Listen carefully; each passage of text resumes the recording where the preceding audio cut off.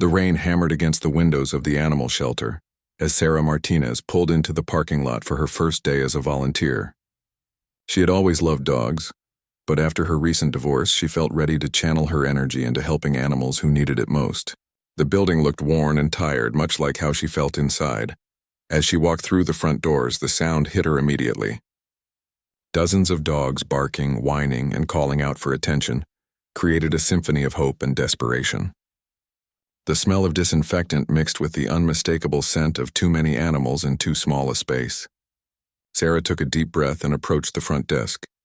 "You must be our new volunteer," said Janet, the shelter coordinator, looking up from a stack of paperwork. Her gray hair was pulled back in a practical ponytail, and her eyes showed the weariness of someone who had seen too many animals come and go. "I'm glad you're here. We can use all the help we can get." Janet led Sarah through the maze of kennels, explaining the daily routines. Food preparation happened at 6 in the morning. Walking schedules were posted on a large board near the entrance. Cleaning was constant and never-ending. The work was hard, but every small act of kindness mattered. As they walked past the rows of kennels, Sarah noticed how different each dog was.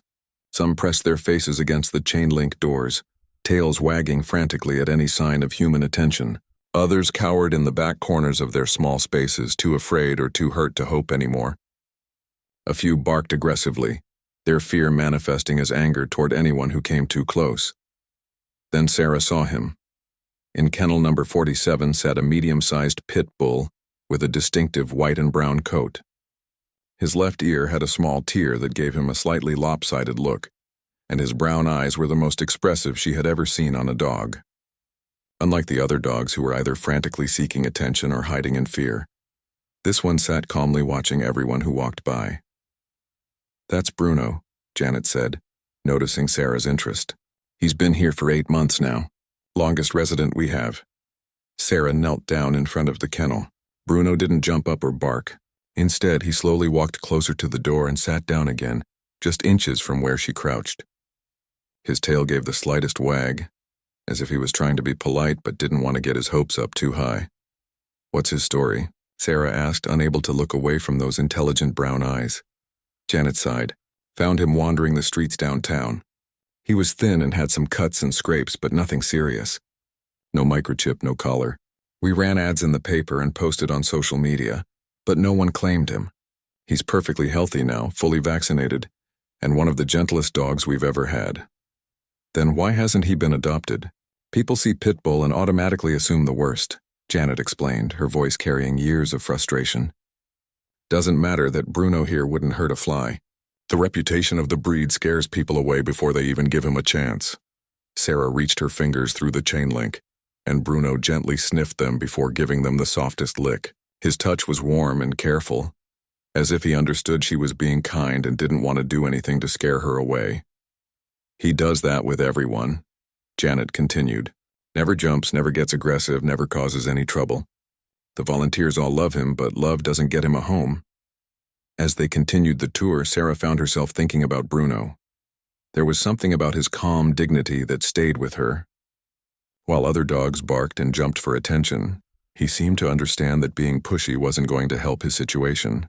Yet she could see in his eyes that he was still hoping, still believing that someday the right person would walk through those doors. The rest of her orientation passed quickly.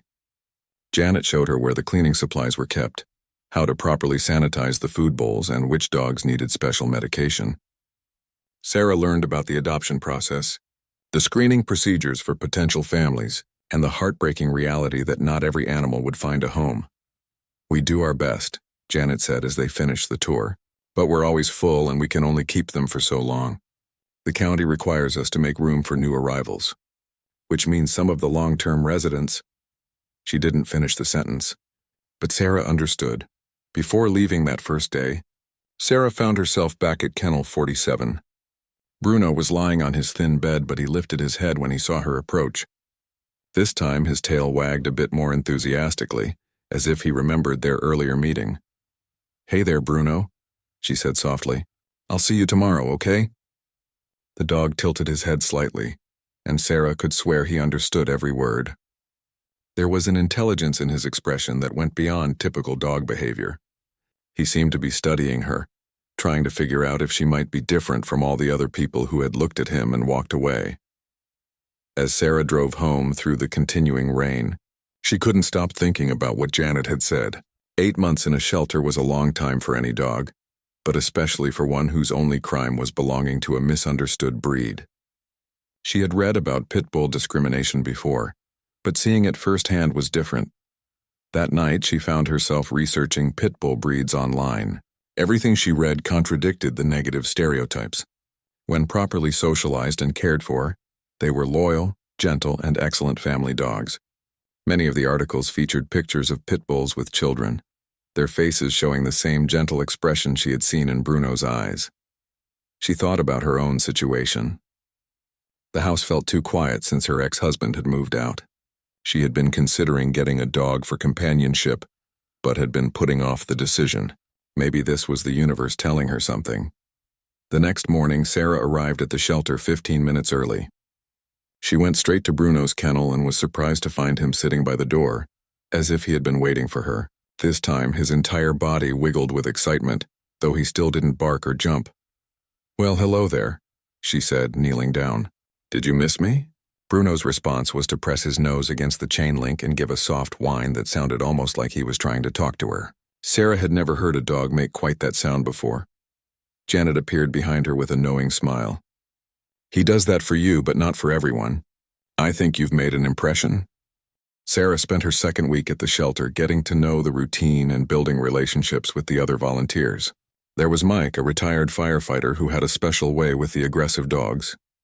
Lisa was a college student studying veterinary medicine who helped with medical care. Tom and his wife Betty came in every Saturday to help with deep cleaning and maintenance projects, but no matter what tasks she was assigned, Sarah always found herself gravitating back to Bruno's kennel. She started bringing him special treats and spending extra time during her breaks sitting outside his enclosure. Bruno seemed to sense these were their special moments together, and he would position himself as close to the door as possible without being pushy. During her third week, Sarah witnessed something that broke her heart. A young family with 2 small children came in looking for a dog to adopt. She watched them walk through the kennels, seeing how the children's eyes lit up when they saw various dogs. They stopped at several kennels, asking questions about different animals. When they reached Bruno's kennel, the little girl, who couldn't have been more than 6 years old, immediately pressed her face against the chain link. "Mommy, look at this one. He's so pretty," she exclaimed. Bruno, as always, approached calmly and sat down near the door. His tail wagged gently, and he tilted his head in that endearing way that had captured Sarah's heart. The little boy, slightly older than his sister, reached his fingers through the fence and Bruno gave them the gentlest licks. "Can we meet him?" the little girl asked, practically bouncing with excitement. Sarah saw the parents exchange a look. The father shook his head almost imperceptibly, and the mother took the children's hands. "Let's look at some of the other dogs, sweeties," the mother said, quickly leading them away from Bruno's kennel. Sarah watched Bruno's face as the family moved on. His tail slowly stopped wagging, and he retreated to the back of his kennel. There was no way to explain to him why people kept walking away, why his breed mattered more than his personality. That afternoon, Sarah approached Janet with a question that had been forming in her mind for days. "What would it take for me to foster Bruno?" she asked. Janet looked up from her paperwork surprised. "Foster or adopt?" "I'm not sure yet," Sarah admitted. "I'd like to give him a chance to experience life outside of these kennel walls. See what he's really like in a home environment." "That's wonderful," Janet said, her face lighting up for the first time since Sarah had met her. "Bruno would benefit tremendously from foster care. We have a program where potential adopters can take dogs home for a trial period. It helps both the dog and the family figure out if they're a good match." The paperwork took 2 days to process. Sarah had to provide references, prove she had a secure yard, and show that she was financially capable of caring for a dog.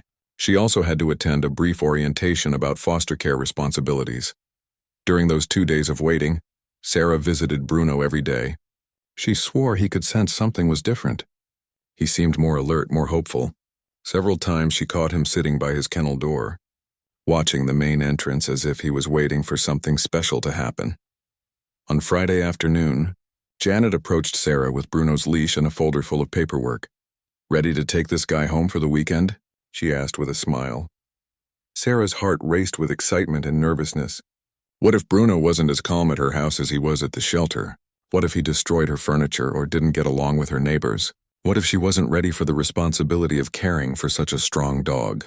When Janet opened Bruno's kennel door, he stepped out calmly and sat immediately, waiting for instruction. Sarah clipped the leash to his collar, and Bruno looked up at her with an expression that seemed to say, "Is this really happening?" The walk to Sarah's car was Bruno's first time outside the shelter in 8 months. He moved slowly, stopping frequently to sniff the air and take in all the new scents. His tail wagged constantly, but he never pulled on the leash or acted overly excited. Even in this moment of freedom, he maintained the gentle dignity that had first attracted Sarah to him. Getting him into her car required some coaxing. Bruno had probably never been in many vehicles, and the unfamiliarity made him hesitant. Sarah was patient, using treats and gentle encouragement to help him overcome his fear. Once he was settled in the back seat, he pressed his nose to the window and watched the world go by with fascination. Sarah's house was a modest 2-bedroom home with a fenced backyard. She had spent the previous evening dog-proofing the space, removing anything valuable or dangerous that might tempt a curious animal. She had purchased a dog bed, food and water bowls, and enough supplies to last the weekend. When they arrived, Bruno stepped out of the car and stood perfectly still, taking in his new surroundings.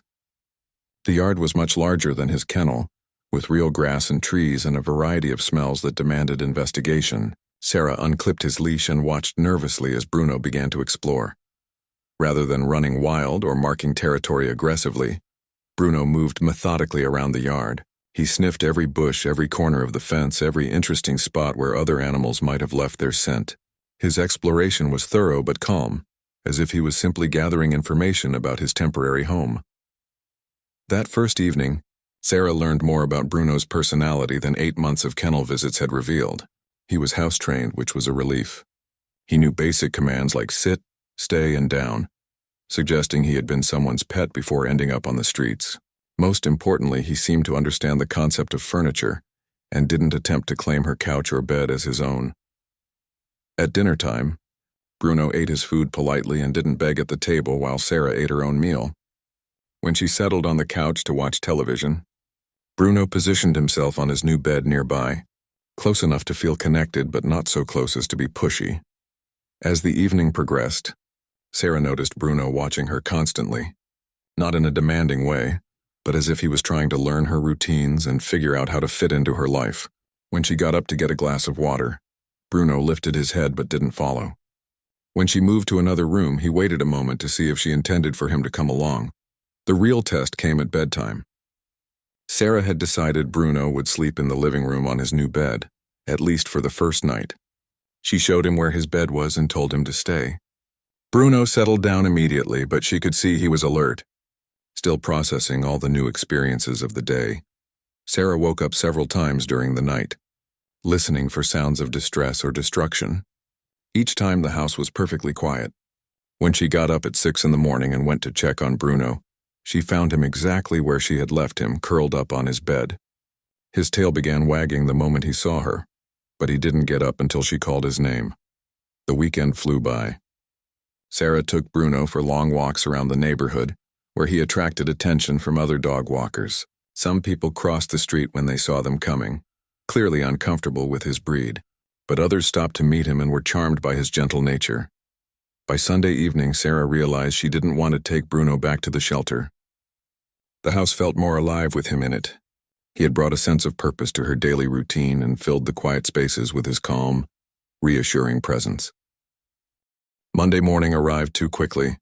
Sarah stood in her kitchen, watching Bruno finish his breakfast, knowing she had to make a decision. The foster agreement allowed her to extend his stay, but she needed to be honest about her intentions. Was she really considering adoption, or was she just postponing the inevitable goodbye? Bruno seemed to sense her internal struggle. After finishing his food, he came and sat beside her, not touching but close enough that she could feel his warmth. His brown eyes looked up at her with an expression that seemed to say, "Whatever you decide, I trust you." Sarah called the shelter and spoke with Janet. "I'd like to extend Bruno's foster period," she said. "I think we both need more time to figure this out." "That's wonderful news," Janet replied. "Take all the time you need. Bruno's waited this long for the right home. A few more weeks won't hurt. With that decision made, Sarah began introducing Bruno to her regular life routine. She worked from home 3 days a week as a freelance graphic designer, which meant Bruno could stay with her during those days. The other 2 days, she made arrangements with her neighbor, Mrs. Patterson, an elderly widow who had volunteered to check on him during the day. Mrs. Patterson had been initially nervous about having a pit bull next door, but after meeting Bruno personally, she became one of his biggest advocates. "That dog has better manners than most people I know," she told Sarah after their first meeting. During the second week, Sarah decided to test Bruno's socialization skills by taking him to the local dog park. She had been nervous about this experiment, knowing that dog parks could bring out aggressive tendencies in some animals, but Bruno's behavior at the shelter and in her home suggested he would handle the situation well. The dog park was moderately busy when they arrived.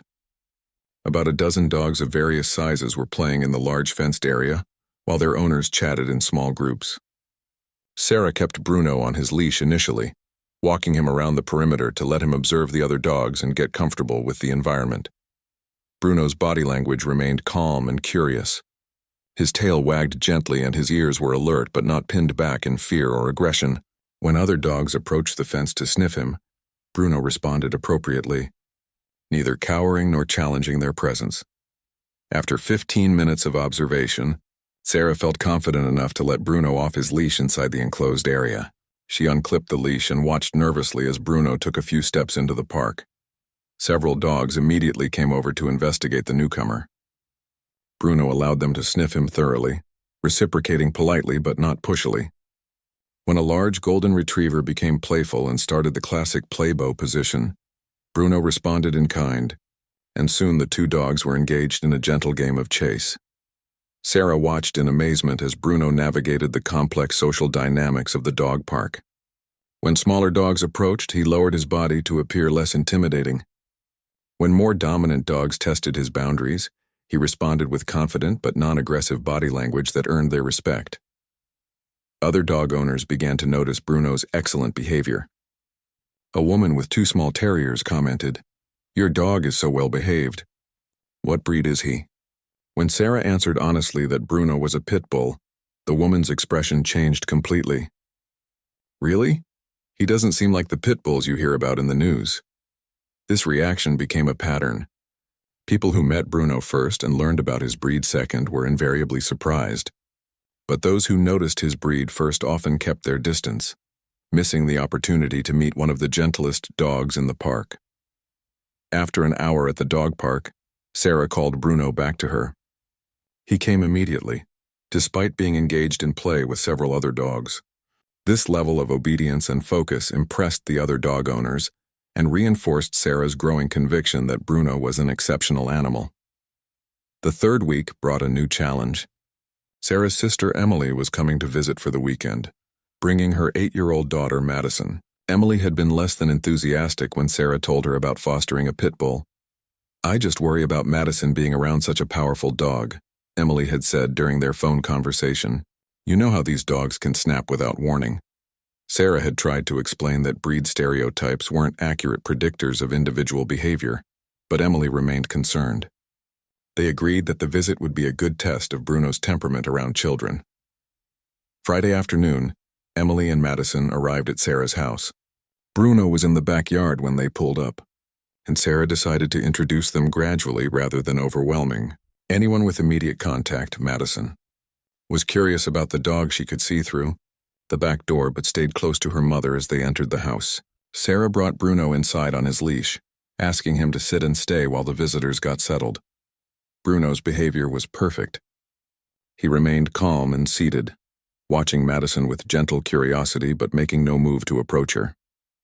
Madison, naturally drawn to animals despite her mother's warnings, began asking questions about Bruno. "Why does he have that torn ear?" she asked. "We don't know for sure," Sarah explained.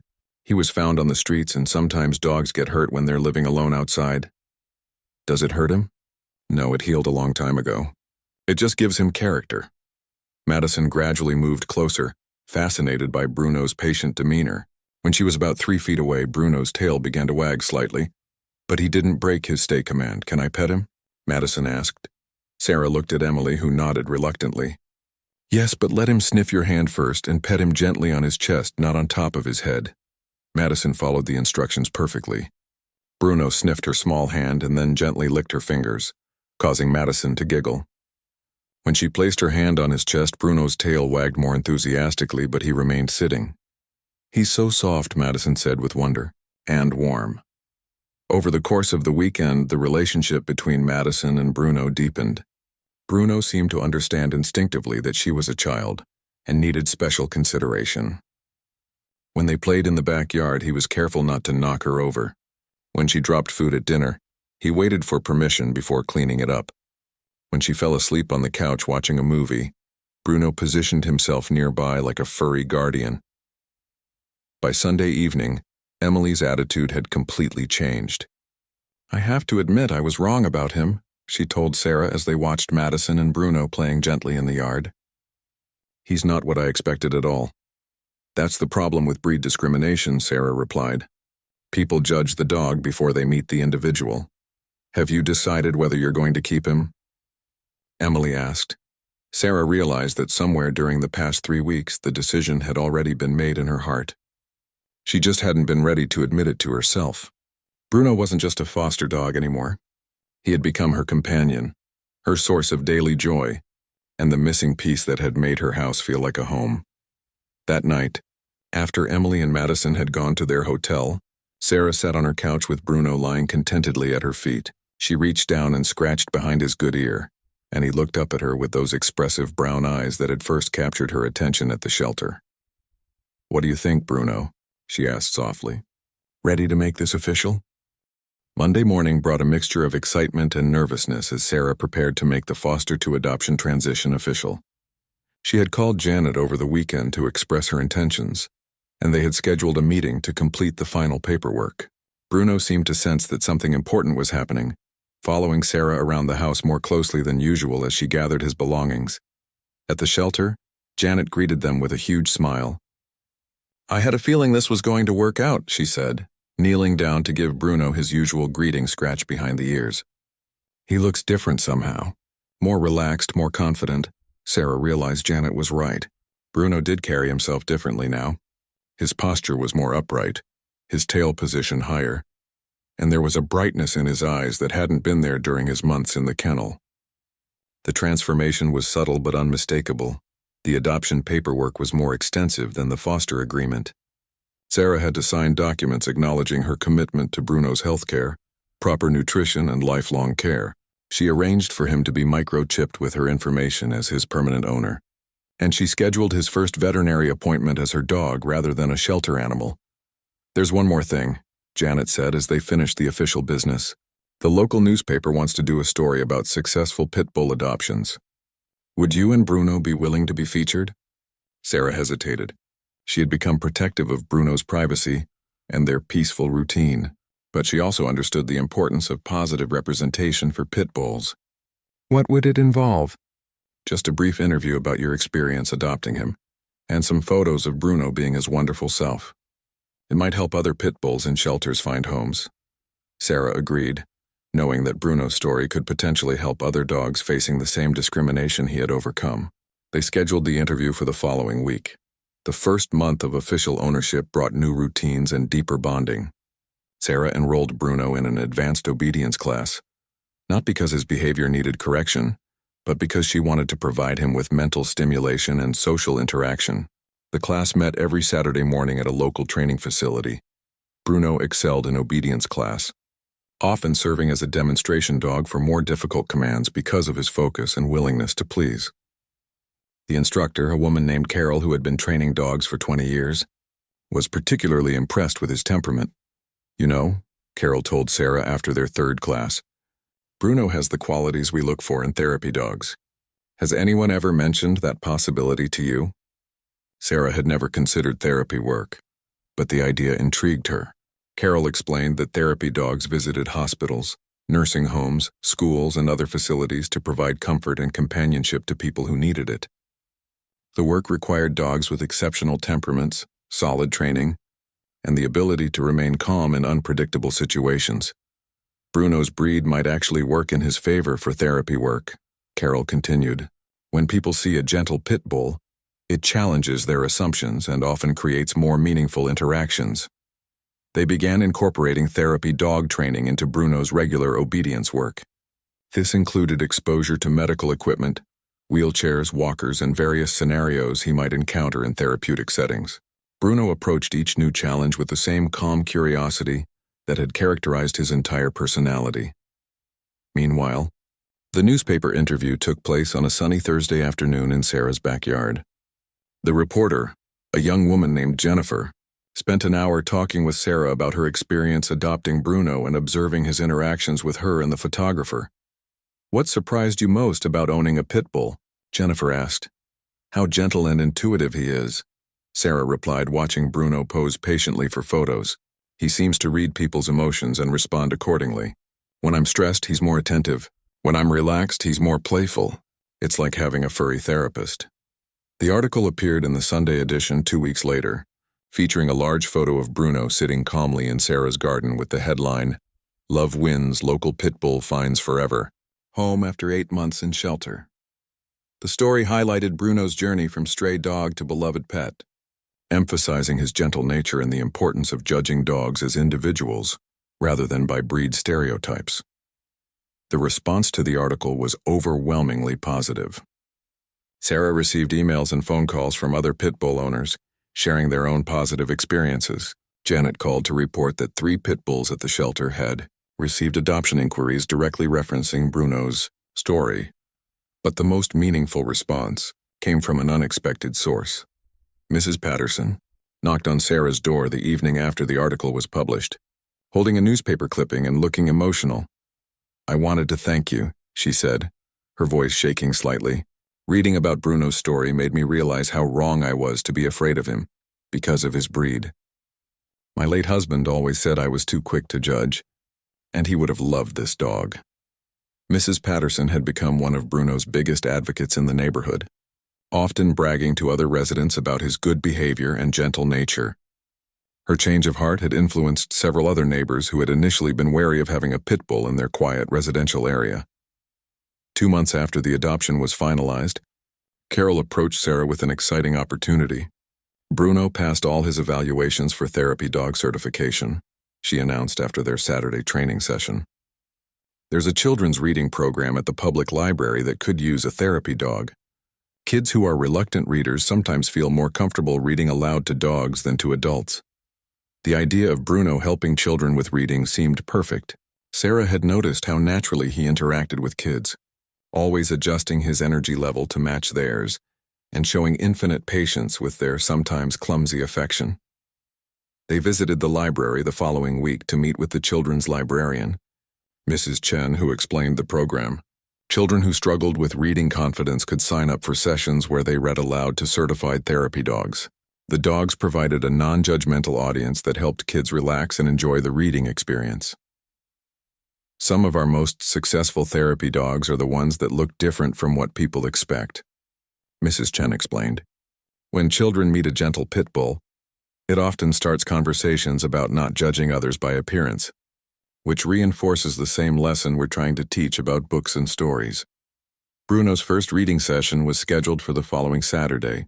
Sarah was nervous about how he would handle the library environment, with its unfamiliar sounds, smells, and the presence of multiple children. But Bruno had never failed to rise to a new challenge. The morning of his first library visit, Sarah gave Bruno a thorough brushing and made sure he was wearing his official therapy dog vest, which identified him as a working animal.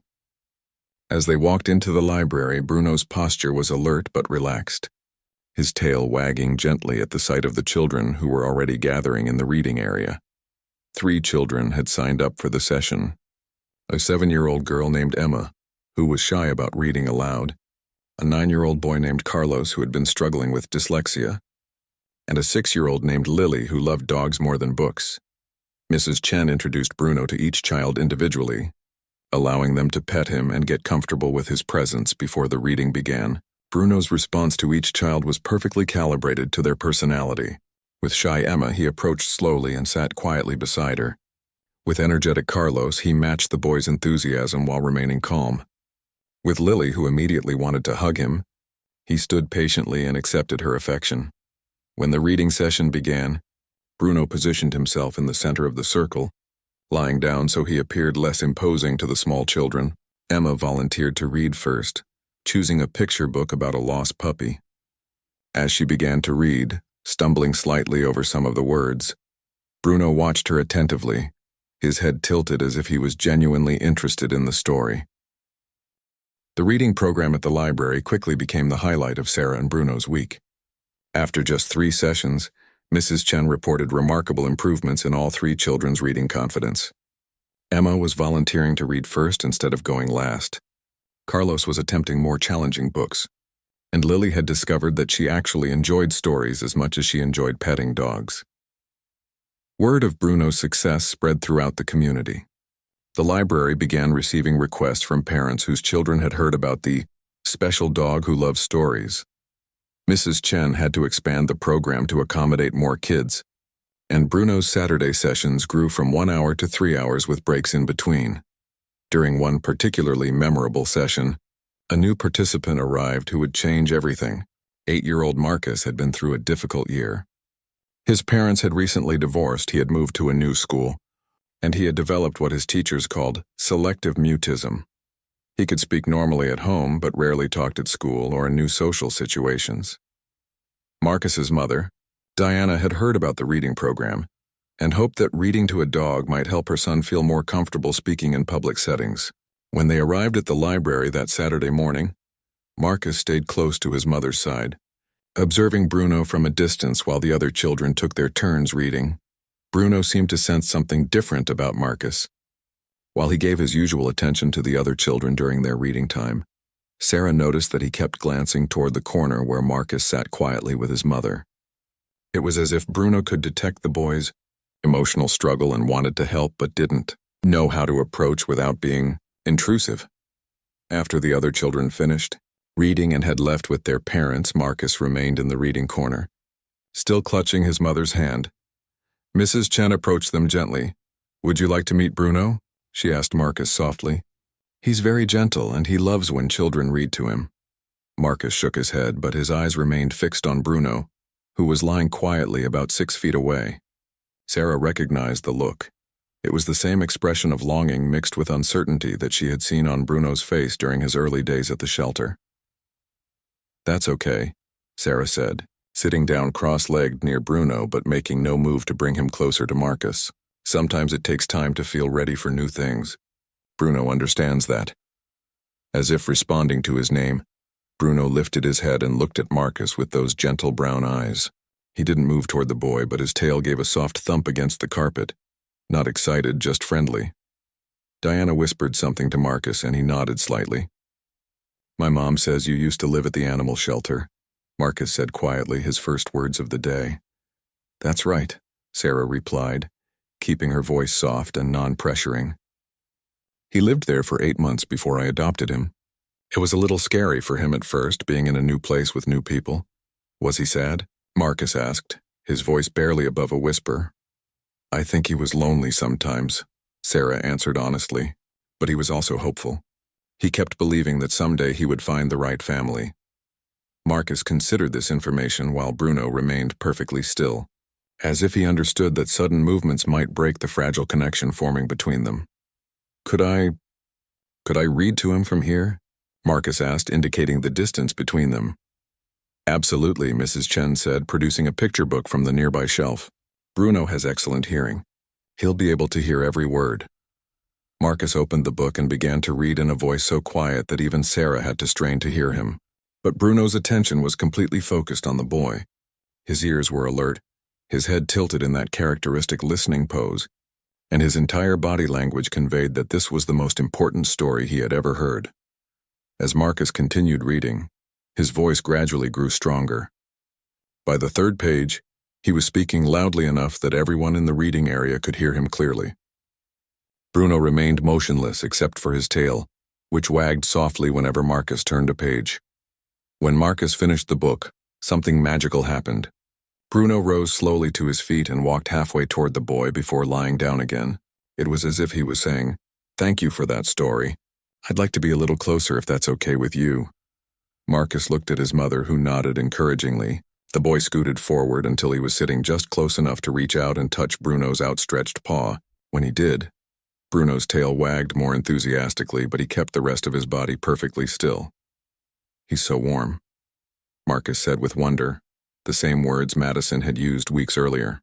There was something about Bruno's gentle warmth that seemed to comfort children in a way that nothing else could. From that day forward, Marcus became a regular at the reading program. Each week he arrived a little less anxious and left a little more confident. His mother reported that his teachers had noticed improvements in his willingness to participate in class discussions. The success with Marcus led to requests from child psychologists and social workers who had heard about Bruno's intuitive way of connecting with children who were struggling emotionally. Sarah found herself fielding calls from professionals who wanted to bring their young clients to meet Bruno as part of their therapy process. Dr. Patricia Williams, a child psychologist who specialized in trauma recovery, was particularly interested in Bruno's work. She had been following the stories about his success with reluctant readers and children with social anxiety.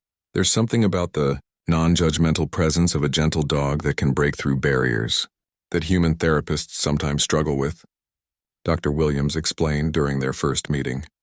Children who have been hurt by people often find it easier to trust animals first. She proposed a pilot program where Bruno would work with children who had experienced various forms of trauma. The sessions would be carefully supervised and structured to ensure both Bruno's well-being and the children's safety. Sarah was hesitant at first. Bruno's work at the library was joyful and positive. Working with traumatized children would be more emotionally demanding for both of them. But Dr. Williams assured her that Bruno's natural temperament made him ideal for this type of work. "Some dogs are too energetic for trauma work," she explained. "Others are too passive. Bruno has that rare combination of being deeply empathetic while remaining emotionally stable himself." They started with one child, a 9-year-old girl named Sophia, who had been in foster care for 2 years after being removed from an abusive home situation. Sophia had difficulty trusting adults and rarely spoke during her therapy sessions with Dr. Williams. The first meeting took place in Dr. Williams's office, which had been set up with comfortable seating and toys appropriate for children. Sophia arrived with her current foster mother but immediately retreated to a corner of the room when she saw Bruno. Sarah and Bruno positioned themselves on the opposite side of the room, giving Sophia space to observe them without feeling pressured. Bruno lay down and rested his head on his paws, assuming what Sarah had come to recognize as his non-threatening posture. For the first 30 minutes, Sophia didn't speak or move from her corner. She watched Bruno intently, as if trying to determine whether he might be dangerous. Bruno seemed to understand her wariness and made no attempt to approach her, or even make eye contact directly. Gradually, Sophia began to relax. She noticed that Bruno wasn't looking at her aggressively, wasn't trying to force interaction, and wasn't making any sudden movements. When Dr. Williams asked her questions about school or her foster family, Sophia would answer in whispers while keeping her eyes on Bruno.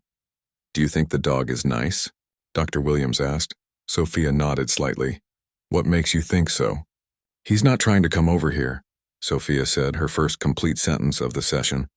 "And his eyes look sad, like he understands." It was an astute observation. Bruno did have sad, understanding eyes, the eyes of someone who had experienced uncertainty and fear but had learned to trust again. Over the following weeks, Sophia slowly began to trust Bruno's presence. She started speaking more during sessions when he was in the room. Eventually, she asked if she could sit closer to him.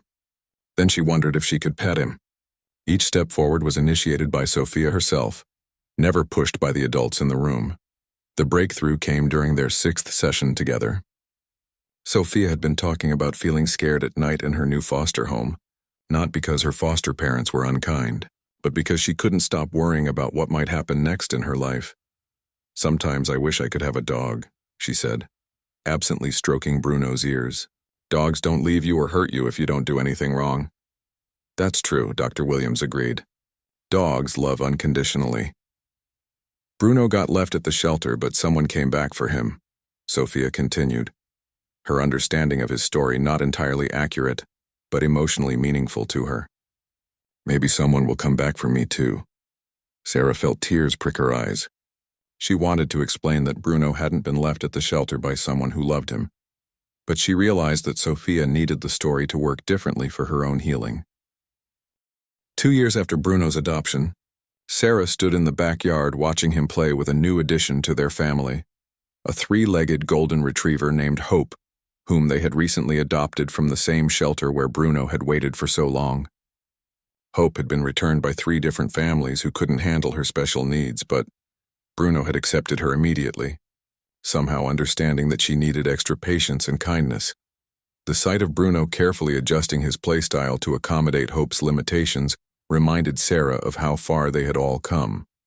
Bruno's therapy work had expanded to include a children's hospital where he visited young cancer patients, and he had been instrumental in helping the shelter develop a program to train other pit bulls for therapeutic work.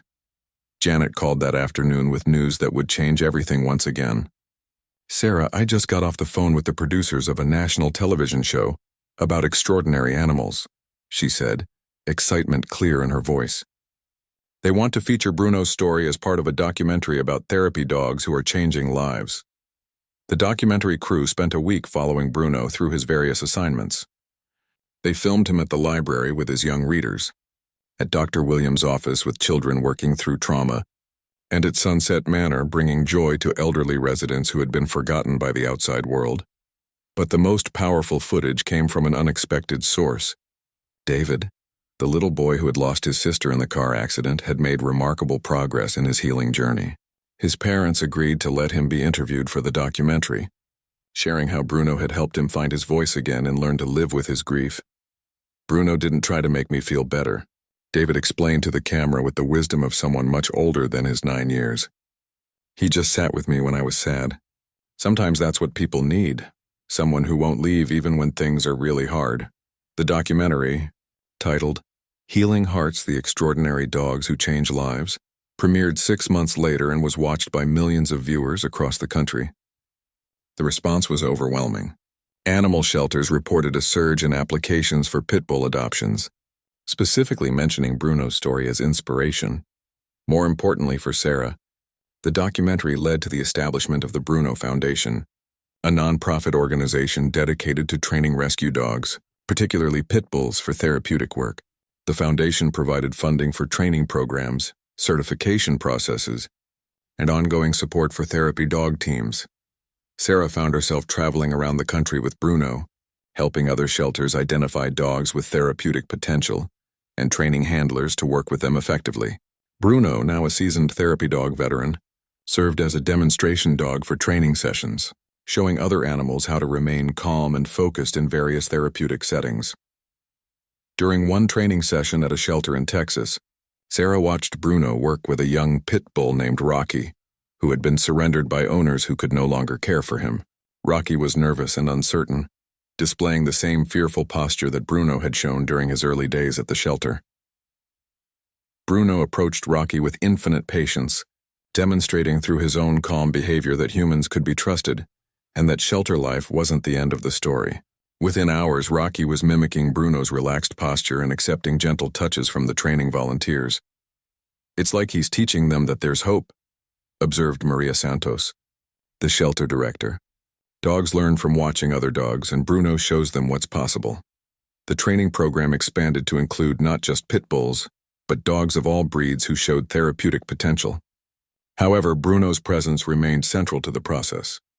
There was something about his story, from overlooked shelter dog to beloved therapy animal, that inspired both the animals and humans involved in the program. A quiet evening 3 years after his adoption, Sarah sat on her porch watching Bruno and Hope play in the yard, while she reviewed applications for the Foundation's latest training program. Her phone buzzed with a text message from Marcus, now 11 years old and thriving in middle school. "Hi, Ms. Sarah. I wanted you and Bruno to know that I won the school reading contest today. I read a story about a dog who helps other dogs find homes. Thank you for helping me find my voice. Tell Bruno I said hi and that I still have the book he helped me read that first day."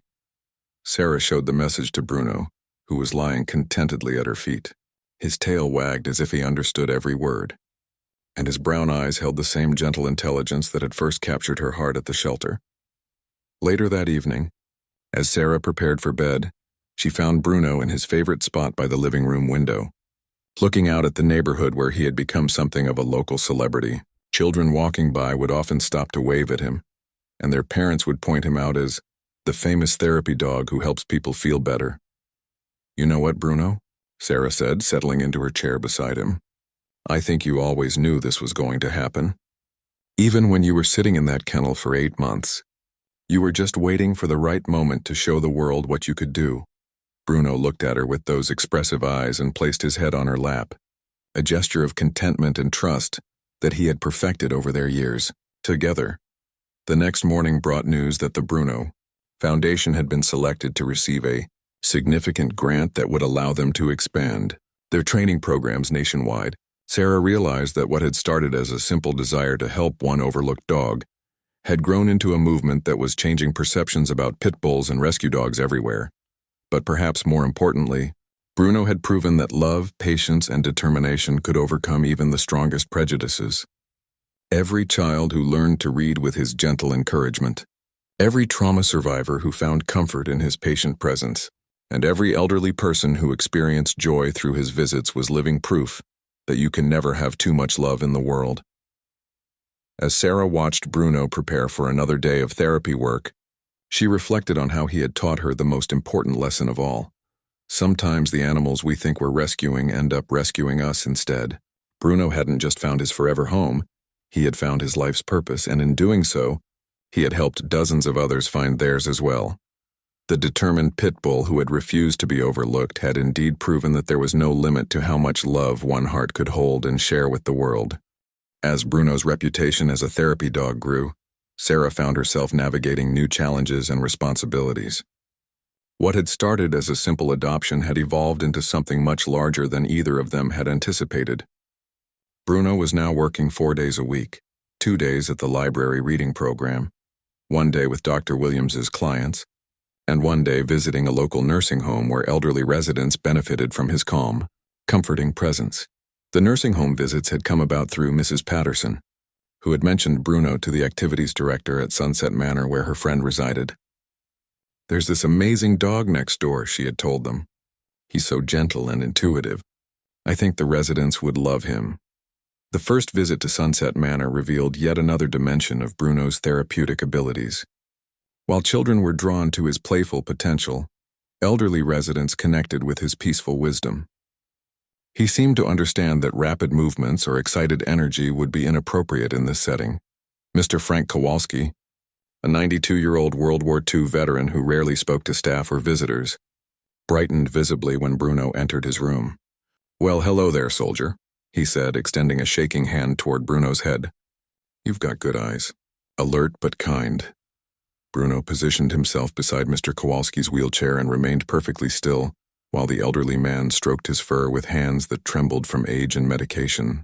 For 20 minutes, Mr. Kowalski told stories about the dogs he had known during his time in the military, speaking more than the staff had heard from him in months. "Dogs understand things people don't," Mr. Kowalski said as their visit concluded. "This one's got an old soul. He's been through something hard but came out the other side with his heart intact." Sarah realized that Mr. Kowalski was describing Bruno perfectly, and perhaps describing himself as well. The success of Bruno's therapy work led to media attention beyond the initial newspaper article. A local television station wanted to do a feature story about his journey from shelter dog to certified therapy animal. National magazines dedicated to dog rescue and animal welfare began reaching out for interviews. Sarah was initially reluctant to pursue more publicity. She worried about protecting Bruno from becoming overwhelmed or exploited. But Janet from the shelter convinced her that Bruno's story could help change public perception about pit bulls on a larger scale. Every time someone sees Bruno being gentle with children or comforting elderly people, it challenges their assumptions about his breed, Janet pointed out. He's become an ambassador for all the pit bulls who are still waiting in shelters because of prejudice. The television feature aired on a Sunday evening in early spring, exactly 1 year after Bruno's adoption. The segment followed Bruno through a typical week, showing him reading with children at the library, working with one of Dr. Williams' young clients, and visiting residents at Sunset Manor. The most powerful moment in the broadcast came when the reporter interviewed 8-year-old Marcus, who had progressed from selective mutism to becoming one of the most confident readers in the program. "Bruno helped me find my voice," Marcus said, sitting beside his therapy dog friend with complete ease. "He showed me that it's okay to be scared sometimes, but you don't have to stay scared forever." The feature story generated responses from across the country. Animal shelters reported increased interest in pit bull adoptions. Therapy dog organizations received inquiries from people who wanted to train their own pit bulls for therapeutic work. Most importantly, several children's hospitals reached out to ask if Bruno might visit their young patients. Sarah had to make difficult decisions about how much work Bruno could handle without becoming stressed or burned out. She consulted with veterinarians and animal behavior specialists to ensure they weren't asking too much of him. Dr. Rebecca Martinez, a veterinarian who specialized in working dogs, evaluated Bruno's stress levels and overall health. "He's remarkably well adjusted for a dog doing this level of therapeutic work," she concluded. "Some animals find this work emotionally draining, but Bruno seems to thrive on the human connection. The key is making sure he has adequate rest time and maintains his normal routine at home." They established a schedule that balanced Bruno's therapeutic work with his personal time. 3 days a week were dedicated to therapy work. 2 days were for rest and normal dog activities, and weekends were reserved for training, exercise, and relaxation with Sarah. During one of their weekend walks, Sarah reflected on how much their lives had changed in just over a year. Bruno had transformed from an overlooked shelter dog to a beloved community figure whose work was touching dozens of lives every week. But perhaps more importantly, he had helped Sarah discover her own purpose. Working alongside Bruno in therapeutic settings had awakened an interest in animal-assisted therapy that she had never known existed. She began taking classes in animal behavior and therapeutic intervention techniques. The real test of Bruno's character came during a particularly challenging case that Dr. Williams brought to them. A 7-year-old boy named David had been in a serious car accident that killed his younger sister. He had survived with minor physical injuries but was struggling with severe survivor's guilt and post-traumatic stress. David's parents were desperate to help their son, who had stopped speaking entirely since the accident 3 months earlier. He refused to engage with traditional therapy approaches and showed no interest in activities he had previously enjoyed.